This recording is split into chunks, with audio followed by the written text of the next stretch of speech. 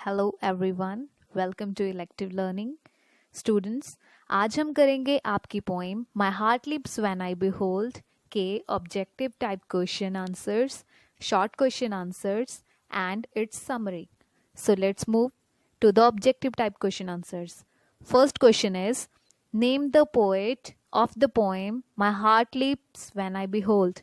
आपने poem My Heart Leaps When I Behold के poet का नाम बताना है. Answer is William Wordsworth. William Wordsworth ने ये पोइम लिखी थी.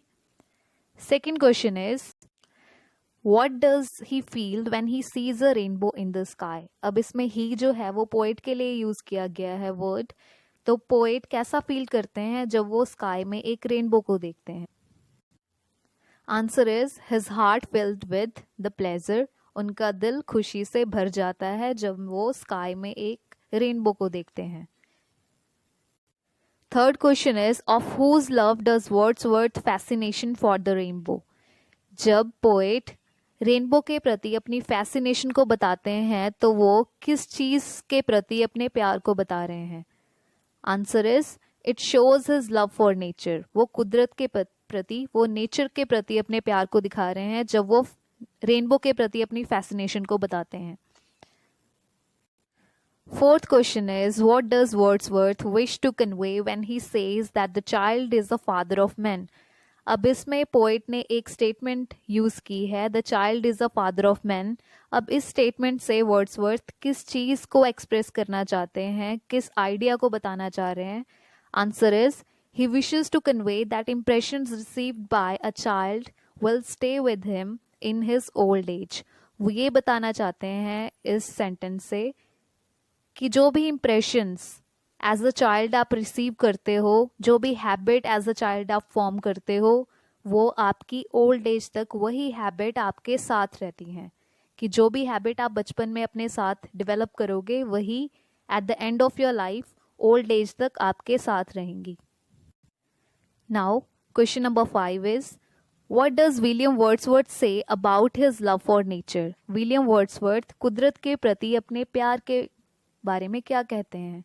Answer is he says that love for nature will be with him till the end of his life. वो ये कहते हैं कि नेचर के प्रति जो उनका प्यार है वो ऐसे ही कंटिन्यू रहे till the end of his life. उनकी लाइफ की एंडिंग तक जो प्यार है उनका नेचर के प्रति वो उनके साथ ही रहे. Now let us discuss it's short answer type questions. First question is, what happens to the poet when he beholds a rainbow in the sky? क्या होता है जो पोएट रेनबो को देखते हैं स्काई में. Answer is the sight of rainbow fill the poet's heart with deep joy. Rainbow की एक झलक पोएट के दिल को खुशी से भर देती है. His heart leaps up with joy when he beholds a rainbow in the sky. जब वो स्काई में एक रेनबो को देखते हैं तो उनका दिल खुशी से लीप्स अप करना मतलब जंप करना, उनका दिल खुशी से जंप करने लगता है जब वो रेनबो को स्काई में देखते हैं. Second question is how has the poet been fascinated by the rainbow through his manhood. कि उनके मैनहुड तक रेनबो के लिए उनकी फैसिनेशन कैसे है. Answer is impressions and habits formed in childhood continue all through one's life. कि जो भी impressions, जो भी habits, आदतें आप अपने बचपन में बनाते हो वही आपकी पूरी लाइफ आपके साथ रहती हैं. The poet loved the beauty of the rainbow in his childhood.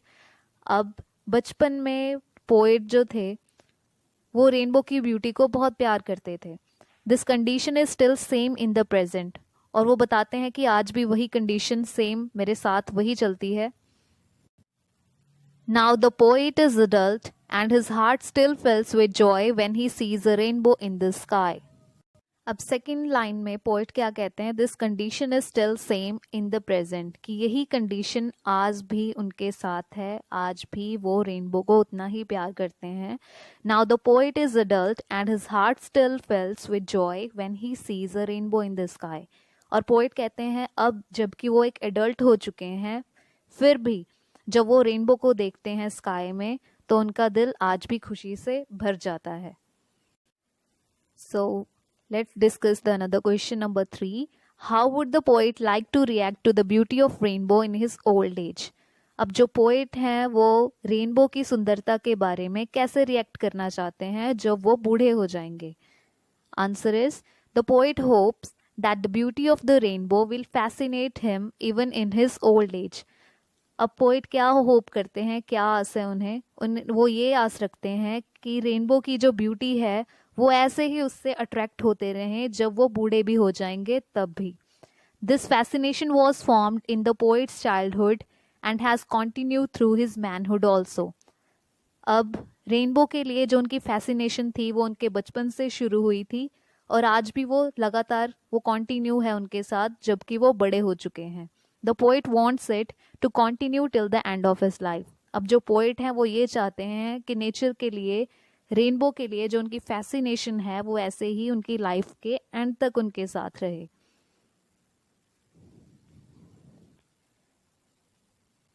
Let us discuss question number 4. What does a poet mean when he says the child is a father of men? Poet का ये line कहने का मतलब the child is a father of man क्या है, वो क्या समझाना चाहते हैं इस सेंटेंस से? Answer is impressions and habits formed in childhood continue all through man's life. कि कोई भी आदमी है जो वो बचपन में हैबिट्स को डेवलप करता है, वही हैबिट्स सारी उम्र उसके साथ रहती हैं, लाइफ टाइम उसके साथ रहती हैं. This is what the poet means when he says that. और यही चीज पोइट समझाना चाहते हैं अपने सेंटेंस से the child is a father of man से. The poet develop a deep love for nature in his childhood. अब पोइट कहते हैं कि नेचर के लिए उनका जो प्यार था वो बचपन से ही शुरू हो गया था, डेवलप हो गया था. And you wish this love will continue all through his life. और वो चाहते हैं कि नेचर के लिए जो उनका प्यार है वो वैसे ही कंटिन्यू रहे. Let's discuss question number 5. What do you learn about the poet's attitude towards nature from his poem My Heart Leaps When I Behold? अब इसका मतलब है कि पोएट के एटीट्यूड के बारे में आपको क्या पता चलता है कि उनका नेचर के प्रति एटीट्यूड कैसा था? Answer is the poem shows the poets deep love for nature. अब पोएम से हमें पोएट के डीप लव के बारे में पता चलता है कि नेचर को लेकर उन्हें इंटेंस लव था, बहुत ज़्यादा प्यार करते थे नेचर को वो. He was fascinated by the beauty of the rainbow in his childhood. और बचपन से ही वो काफ़ी अट्रैक्ट होते थे रेनबो की ब्यूटी को देखकर. His fascination continued even through his manhood. और यही फैसिनेशन, यही अट्रैक्शन उनके साथ कॉन्टिन्यू रही जब वो मैनहुड में चेंज हो गए, जब वो बड़े हो गए हैं फिर भी वो ही फैसिनेशन रेनबो को लेकर उनके साथ है. The poet hopes that it will continue to the end of his life. और वो ये होप करते हैं कि ऐसे ही फैसिनेशन उनके साथ रहे, उनकी लाइफ टाइम ऐसे ही चलती रहे और नेचर के प्रति उनका प्यार ऐसे ही लगातार बढ़ता रहे. Now let us discuss its long answer type question. Question is give a brief summary और central idea of the poem my heart leaps when I behold. आपने ब्रीफ समरी बतानी है पोइम की my heart leaps when I behold. So let us start. The short poem shows the poet love for nature. अब ये छोटी सी poem है जो poet के नेचर के प्रति लव को दिखाती है. Here the poet take one particular object of nature. अब इस पोइम में पोएट ने एक पर्टिकुलर ऑब्जेक्ट के बारे में बात की है, कुदरत से जुड़े हुए एक पर्टिकुलर चीज़ के बारे में वो बात कर रहा है. He describes his fascination for the rainbow, which is one of the most beautiful object of nature. अब उन्होंने अपनी फैसिनेशन को बताया है रेनबो को लेकर कि उन्हें रेनबो कितना ज़्यादा पसंद था, कितना ज़्यादा पसंद भी है, जिसको कि नेचर के सबसे ब्यूटीफुल ऑब्जेक्ट्स में गिना जाता है, कि कुदरत के सबसे सुंदर चीज़ों में काउंट किया जाता है रेनबो को.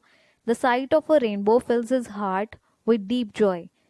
और उसके बाद वो लिखते हैं कि रेनबो की एक साइट, एक झलक जब वो देखते हैं उससे ही उनका हार्ट खुशी से भर जाता है. The poet recalls the days of the childhood. He says that even in those early days of his life the beauty of rainbow charmed his heart. अब वो क्या कहते हैं,